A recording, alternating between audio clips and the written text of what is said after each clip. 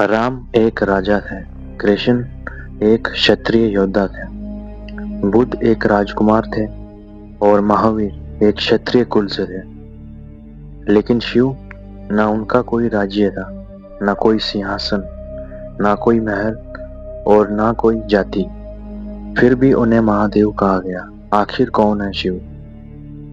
शिव बाकी देवताओं से अलग क्यों है? जब भी हम किसी देवता की कल्पना करते हैं, हमारे मन में सोना, मुकुट, महल और दिव्यता की तस्वीर आती है।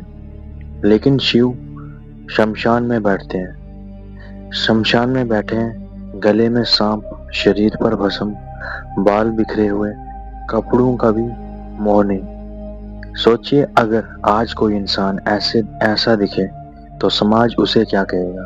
पागल, सन्यासी या डरावना इंसान। लेकिन वही स्वरूप जब कैलाश पर बैठता है तो पूरा ब्रह्मांड उसे महादेव कहता है। क्यों? क्योंकि शिव सुंदर दिखने की कोशिश नहीं करते, वो सत्य दिखते हैं और सत्य हमेशा सुंदर नहीं होता। कृष्ण और शिव में सबसे बड़ा अंतर क्या है? कृष्ण समाज के भीतर थे। उन्होंने राजनीति की, रणनीति बनाई, युद्ध कराया, राज्य चलाया। कृष्ण ने दुनिया को समझा, लेकिन शिव दुनिया से दूर चले गए। कृष्ण ने कर्म सिखाया, शिव ने मौन। कृष्ण ने कहा धर्म के लिए युद्ध करो, शिव ने कहा अपने अंदर के युद्ध को खत्म करो। यही कारण है कृष्ण आपको समाज में सफल बनाते हैं, लेकिन शिव आपको खुद से मिलवाते हैं। क्या शिव किसी जाति से थे?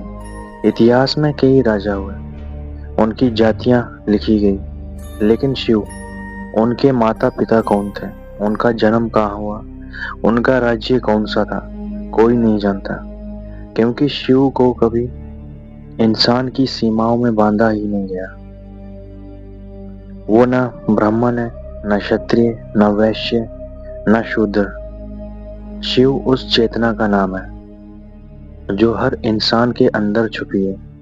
इंसान, इसलिए एक गरीब इंसान भी हर हर महादेव बोल सकता है और एक राजा भी। शिव के सामने सब बराबर हो जाते हैं। शिव शमशान में क्यों रहते हैं? यह सवाल सदियों से लोगों को डराता आया है। महल छोड़कर शमशान क्यों? क्योंकि जहाँ दुनिया खत्म होती है, वहीं से शिव शुरू होते हैं। शमशान वो जगह है जहाँ इंसान का अहंकार जलता है, न पैसा बचता है, न सुंदरता, न नाम, और शिव उसी सत्य के स्वामी हैं। इसलिए उन्हें मृत्यु से डर नहीं लगता, क्योंकि जो मृत्यु को समझ लेता है उसे जीवन भी समझ आ जाता है। शिव भोलेनाथ या भोले क्यों कहलाते हैं? शिव को भोलेनाथ कहा जाता है, लेकिन क्या सच में वो भोले हैं? नहीं, वो इतने जागरूक हैं कि छल करना भूल चुके हैं। आज की दुनिया में लोग चालाक बनते जा रहे हैं, लेकिन शिव हमें याद दिलाते हैं कि सबसे बड़ी ताकत मासूमियत में होती है। रावण जैसा अहंकारी भी जब सच्चे मन से तपस्या करता है तो शिव उसे वरदान दे देते हैं, क्योंकि शिव दिल देखते हैं, स्टेटस नहीं। अब बात करते हैं शिव और अकेलेपन के बारे में।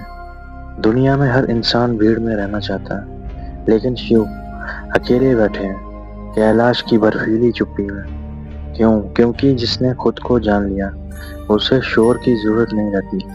आज लोग अकेले होने से डरते हैं, फोन उठाते हैं, म्यूजिक चलाते हैं, सोशल मीडिया खोल लेते हैं, क्योंकि उन्हें खुद के विचारों से डर लगता है।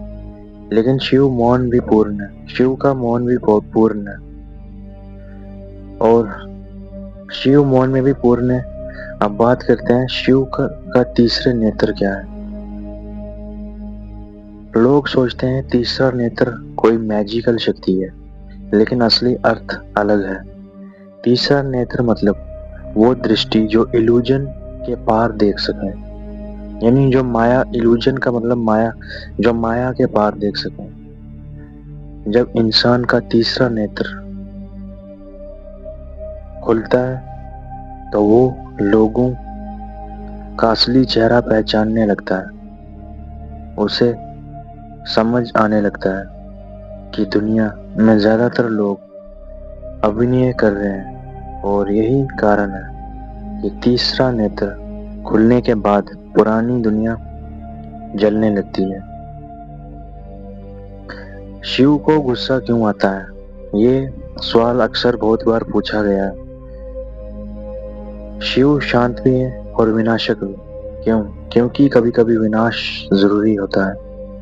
अगर जंगल में सूखे पेड़ न गिरे तो नए पेड़ कैसे उगेंगे? इसी तरह शिव उस चीज को खत्म करते हैं जो इंसान की चेतना को नीचे गिराती है। अहंकार, लोभ, झूठ। इसलिए उनका तांडव डरावना नहीं, पवित्र है। क्या शिव सच में भगवान है या फिर शिव एक अवस्था है? सोचिए, अगर शिव सिर्फ एक मूर्ति होते तो लाखों लोग ध्यान में उनकी उपस्थिति क्यों महसूस करते हैं? क्यों पहाड़ों में बैठे योगी सदियों से शिव को खोज रहे हैं? क्योंकि शिव बाहर कम, अंदर ज्यादा है। जब इंसान का मन शांत होता है, जब इच्छाएं धीमी पड़ती हैं, जब भीतर मौन उतरता है, वहीं शिव प्रकट होते हैं। आज की दुनिया में शिव का मतलब क्या है? आज इंसान के पास सब कुछ है, मोबाइल, इंटरनेट, फेम, पैसा, लेकिन शांति नहीं। और यही वजह है कि दुनिया फिर से शिव की तरफ लौट रही है। और किस तरह से लौट रही है? जैसे कि मेडिटेशन, साइलेंस, डिटैचमेंट, ये सब शिव के ही रास्ते हैं। आज का इंसान बाहर बहुत कनेक्टेड है, लेकिन खुद से डिस्कनेक्टेड है, और शिव उसी कनेक्शन का नाम है। कृष्ण ने दुनिया को जीना सिखाया, लेकिन शिव दुनिया के पार जाना सिखाते हैं। कृष्ण ने धर्म बचाया, शिव अहंकार जलाते हैं। कृष्ण युद्ध के बीच खड़े थे, शिव शांति के बीच। और शायद इसीलिए शिव को समझना आसान नहीं, क्योंकि शिव कोई व्यक्ति नहीं, एक अनुभव है, एक ऐसी चेतना जहां इंसान खुद को खोकर पूरा ब्रह्मांड पा लेता है। इसलिए शिव किसी जाति के नहीं, किसी धर्म के नहीं, शिव उस सत्य का नाम है जो हर इंसान के भीतर छुपा है।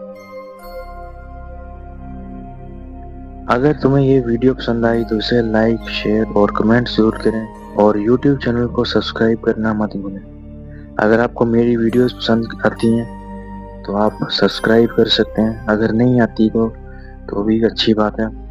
आज की वीडियो में बस इतना ही। मिलता हूं आपके साथ न्यू वीडियो में एक न्यू टॉपिक के साथ।